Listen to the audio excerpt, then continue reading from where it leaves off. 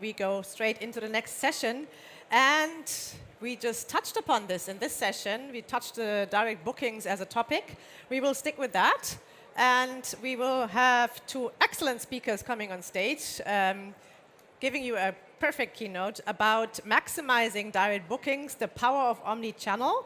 And this session is not only hosted and presented by you from Revinate, it's also sponsored by Revinate. And I love to have them back here on the stage in Hall 6-1. Please welcome on stage Doug Tilford and Dylan Cole from Revinate. Welcome. See you. Make yourself at home. Leah. The stage is yours. Nice to see you. And we look forward to your session. Thank you. Thank you. So you people that are leaving, you're wrong.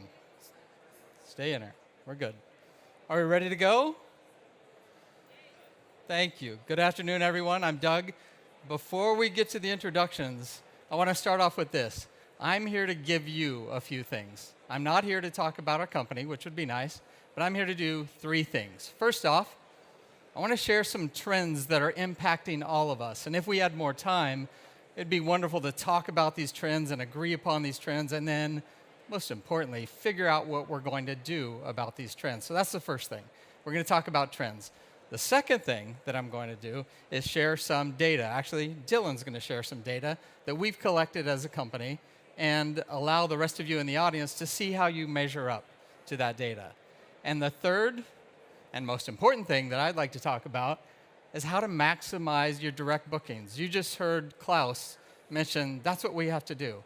We have to capture all the data points and do a better job of limiting our spend with those OTAs, giving you back those dollars, millions and billions of dollars, so you can invest them in your guest experience or your property or just to your bottom line. So those are the three things we're going to do. Everyone good? All right. So now the boring stuff. Who are we? I've introduced myself as Doug. I'm Doug Tilford. I'm the CRO of Revinate. I've been leading go-to-market teams in technology for about 25 years. Yeah, I'm pretty old. For 25 years. And I was an advisor to this company for about 3 years. And the ex-CEO, Mark Heinecker, brought me on to advise. And inside of about 6 months, I said, I've got to join that company. I've got to join the company.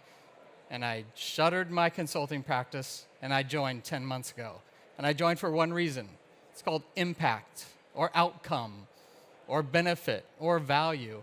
It is what this company was doing, Revinate, had a meaningful impact on its customers. And that's why I joined. I promised we wouldn't talk about our company that much. Maybe there's a slide in here or two, but we're going to get back to the main topic. So that's me. Dylan, you want to take 2 seconds? Yeah, and my name's Dylan Cole. I've been on this stage now for the 3rd year in a row, so thank you, Leah, for having me back. I've been with Revinate for 12 years now. I have worked in North America, APAC in Singapore, and now I live in Amsterdam, and I manage our sales team for Europe. But I've probably interacted with over 5,000 plus hoteliers during my time with Revinate. Maybe some of you in this room, but I love every minute of it. I love the hospitality industry, and this is my lifelong industry, I think, as many of you might say. Let's jump into the agenda, yeah. So we got a simple agenda. At least we think so. So we're going to start off with some industry trends. As we mentioned, or as you may know, Revinate, we have been servicing the hospitality industry for the past 15 years. We need to stay up on trends in order to guide our roadmap, in order to support our customers. So we're going to share some of those insights with you. The next thing is we have database insights. Our benchmark report, our benchmark report, we obviously service so many hotels. We have mass amounts of data that we collect, and we're able to provide reporting to our clients to ensure that you can make the best decisions for your business, and we're going to share some of those with you as well. And then finally, what it all comes down to is the results, and we're going to share some customer stories as well to show you how it all comes together. All right, so speaking of those trends, like I said before, I think we could all talk about 50 trends in our industry, so it's tough to pick out the ones that really matter. These are the ones we've researched, and these are the ones we believe really matter to all of us. Sometimes these trends are new. Sometimes we feel like, I've seen this 1,000 times. But these trends are here to stay. So the first one, here's what McKinsey says. Is this new to anyone in the audience? Customized, specialized, right? Down to the end user, down to the guest. Is that going away? No, it's not going away. It's actually getting more complex. And McKinsey's saying that's what's going to drive this industry for the next 7 to 10 years, right? So not a new concept, but I think the idea is it's here to stay. And the people who execute on that, those are the people that will win. The people in this audience who understand that customization and personalization is the way to their guest's heart and to the guest's wallet, let's be honest about it, they're going to win. Now, the people that can do that at scale and understand how to keep the cost low, I'm going to use a different word, they're going to dominate. And that's what McKinsey's telling us. So it might be time to wake us up again on the personalization and customization front. Now, the second one from Deloitte is somewhat related, but it says this: marketing and technology spend inside hotels and groups is shifting, and it's shifting to take care of the first trend, because customization, as we talked about, is not cheap. So the people who do it right, like I said, they're going to win or dominate, and Deloitte says that's where the money is going, so people can understand the data that influence specialization, customization. And the final point, I love this one. Ancillary is now primary. And I'll share some data with you in a second. But what does that mean? The revenues that we derive as hotel people in general is shifting, right? Not just from the room or the rate derived from that, but from all the ancillary services, the golf, the spa, the restaurants. So much so, I told you I'd give you trends. Here's a trend. Bar graph. On the bottom in black is the spend year over year on experiences or ancillary services. And you'll see from 2015 all the way up to 2023, it's increasing. Yeah, got it, Doug, thanks. But look at between 21 and 22, and a jump of 11%. And then another jump the year after of 9%. So when things increase, sure, we get it. We have to make some changes. But when they increase that rapidly, we'd better be on top of it. So hopefully that makes sense to everyone in the room. Again, how do you handle that is the big question. How do you handle the data from ancillary services when that spa, golf, that restaurant is not in the same data set as your PMS? That's the question. That's where it gets really difficult. All right, here's one that none of us want to admit. It's getting more competitive, and the competitive lines are getting blurry.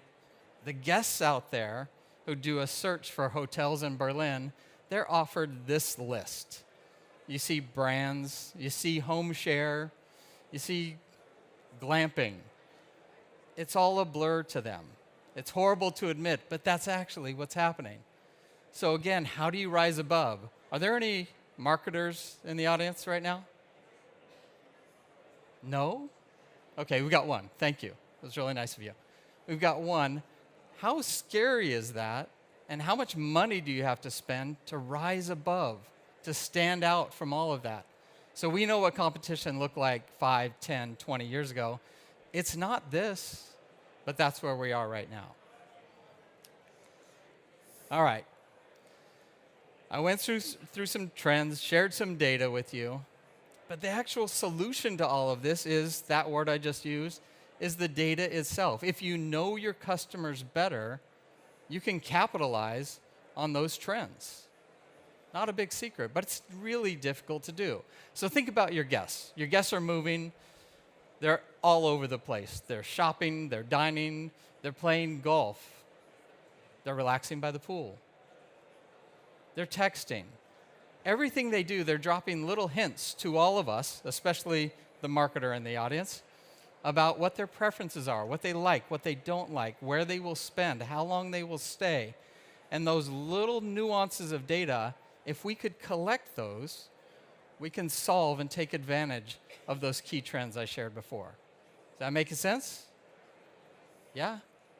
It's a great thing to talk about. It's a hard thing to do. Right. So now getting to the data, right? As I mentioned, we work with over 12,000 hotels worldwide. That means we have access to a lot of data. Last year alone, we sent 2.3 billion emails on behalf of our customers. We facilitated 5.9 phone calls. You can imagine what kind of insights that derives for a company like ours. It does make us experts. If you click over to the next slide here, you might wonder, why are these business people wearing capes? Well, we strive to make our customers superheroes. And we do that through the data that we share with them, which we produce every year in our benchmark report. We produce this, send it out to our customers, and we'd allow you to bring it back to your teams in order to make the best decisions for your business. Now, if you'll move to the next slide, please, Doug. I'm going to share some insights from our benchmark report last year. So we'll start off with one-time campaigns. Most hotels are doing these type of emails. They consist of newsletters, room offers, or event announcements, right? The highest performing campaign was the newsletter last year. That produced almost produced 1,000 euros in revenue per campaign sent. The thing is, when you do these types of campaigns, they got to be done right. So, what is the one thing you can do to ensure that your one-time emails are effective? Let's see. The golden answer is you can segment your emails. You got to segment when you send. Okay? So, segmentation means that you're segmenting based on location, how much a guest is spending, preferences, things like that. For the non-marketers in the room, you might want to ask your marketing team about this when you get back to the office. For the marketers in the room, you're probably saying, yeah, we know segmentation works. But the thing that is worth sharing with everybody in this room is the key insight that we saw between 4 to 7 segments was the ideal amount of segments to be sent in order for top performance. When we had customers segment between 4 to 7 segments, we saw conversion rates lift almost 9%. And here's the really big impact, is that we saw between 4 to 7 segments used, the revenue increase was almost 20%. Now, a consistent trend that we're seeing across the industry and continues to happen is staffing shortages, and that's where reoccurring emails can have a big impact. Unfortunately, staffing shortages are also impacting the marketing teams as well. So when you implement reoccurring emails, these can be set up to run in the background and generate revenue even when you're sleeping. The thing is, they have to be done right. You definitely don't want reoccurring junk, right? I think we can all agree to that. So how do you make sure that these reoccurring emails are performant? Well, first of all, you got to use segments, which we just mentioned before. You got to have a composer, which has AI built into it so that you can ensure that the content is creative and impactful. You have to make sure that your emails render well on a desktop, mobile device, or any other email provider. And finally, these emails have to have a clear call to action. Moving forward, I'd like to switch to a different topic, which is the voice channel. Now, I'd like to ask everybody in the room, and you can answer this in your own head, you don't have to share it out loud, but do you understand what your inbound lead conversion rate is? Does everybody know what their inbound lead call conversion rate is? If you answer yes, great, you're ahead of the game. If you answer no, that's a good place to start. But I think we can all agree that the voice channel is somewhere where you definitely need to have a strategy. Every hotel is getting plenty of inbound calls. Some of these calls are going to be for people who left their keys in the room, but some of these calls will be people that definitely want to book a room. So the first step in a proper strategy is to understand how many of these calls you're getting are actually people with booking intent. You can't just put it all together in one bucket. You have to be able to drill down to how many calls you're getting have booking intent. Once you understand how many of these calls are people with booking intent, then you can start to understand what the actual conversion rate is on those calls. And when you understand what the conversion rate is on those calls, then you can start to properly staff your reservations team. You can properly start to train that team. And when you train that team, that will lead to more bookings, higher guest satisfaction, and ultimately more revenue per inbound call that you receive. That's a win, win, win. Now, tying all of this together, email and the voice channel, ideally, all of your calls will convert to a booking, but that's not always going to be the case.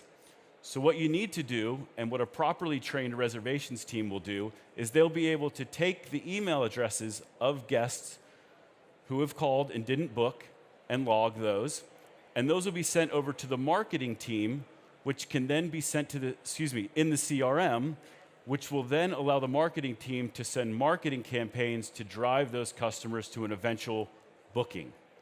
Across our customer base, we saw that well-trained reservations team, on average, were capturing a 69% of the email addresses of non-bookers, which is a pretty impressive number. So it's a good number to capture for yourself and benchmark against your own performance. Doug, back to you. All right. So we've shared a lot of information from you. And I told you I'd share one slide that was about our company. But actually, this is a slide that pulls this whole conversation together. So I'll share our secrets. Here's our strategy as a company. And I'm not kidding when I say that. Here's what we're doing as a company. Start on the far left. We aim to be the people who collect the best data about guests in the world. And that's what we've built. All of these integrations that we have and the partnerships and how we deal with probably most of the people in this audience is geared at collecting that guest information. The second piece is where it gets really interesting. So now we have this mountain of data on your guests, and it uses the word enrich. I'm not a fan of that word in this sense. I say cleanse, simplify, give me a rich guest profile. Here's that mountain of data. Turn it into something that I can really use. And that's what we do in the second step. In the third step, it's what Dylan talked about. We use all of that data and we segment where our guests are so we can give them the right message at the right time to create a conversion. And then it gets really fun. After you have all that set up, then you can go to the far right of this slide and look at the channels and how you communicate with your guests and communicate with them the best way they want. And we do that through email, we do that through text, we do that through voice channels, all integrated together. But remember this, if any link in this chain is weak, the whole thing is weak. So remember I started this conversation at the far left. Our strategy is to be the company, the team that collects the best guest data. Yeah, that's where it starts. We're also going to be the best at enriching. And we're also going to be the best at targeting and segmentation. And we're also going to be the best at activating through those channels, which I represent there. So thank you for listening to what we do as a company. But that's where it all comes together. Now, Dylan, you want to take us home? Yep, with the last minute here. So we've talked about industry insights, or industry trends. We've talked about our benchmark report, and then Doug summarized what we do as a business. But let's share some examples or customer stories, because ultimately impact is where it matters. So I'd like to kick it off with the Ambiente property in beautiful Sedona. This property is a landscape property. It's designed to blend in with the atmosphere of Sedona. They focus on F&B and spa, but this property was opened by two sisters, and their goal when opening the property was to quickly drive direct revenue so that they could make their business healthy. They also wanted to drive personalized communications to drive loyalty. And what they did is they enacted our voice channel and our email solution, and they were able to drive some pretty astonishing results. So $742K in revenue, incremental revenue in year one, and 323,000 euros in incremental revenue in year two. And using that money, they were able to make their business healthy and stable as they moved into the future. And then the last example I'd like to share with you is the Eoghan collection. So this is a group of 15 properties across Ireland. They focus on F&B, spa, and local heritage, as well as business. And this portfolio had 500,000 profiles across all of their different properties. And what they did is they came to Revinate to consolidate all that data into one place and activate it.